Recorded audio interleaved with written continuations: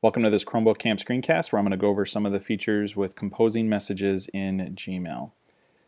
So here in your Gmail, you can go over here to the Compose button. This opens up a box where you can create a new message. So I just want to point out a few things that are specific to Franklin when it comes to sending messages.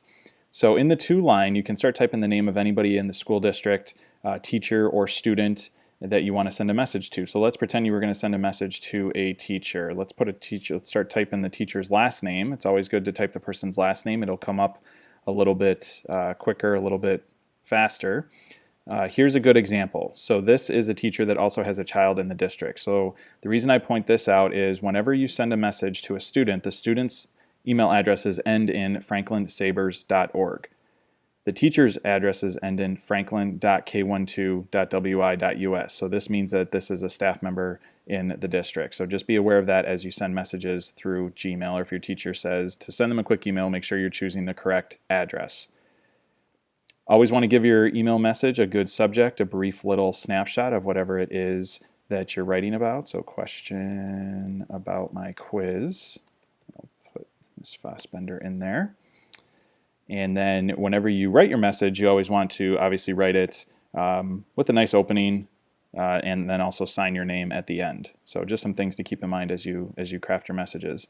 Feature-wise, down here at the bottom of the Compose box, these are where if you need to do anything to the text of the message, you can click on the little A with the line under it. This opens up your formatting toolbar. So if you need to bold any words, if you need to change the colors of any of your text or give the text any background color, if you're listing something off in an email message, you could do that clicking on the numbered list.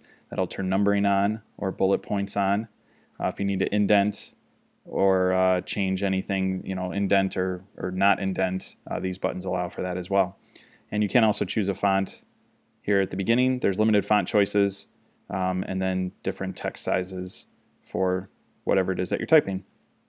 If you ever copy and paste information into your Compose box here, this last button way off here on the side, this will remove any formatting. So sometimes when you copy paste things into a Google Doc or into Gmail from the web, the formatting might get all kind of weird looking. This button will allow you to turn off all formatting and kind of start with just natural text.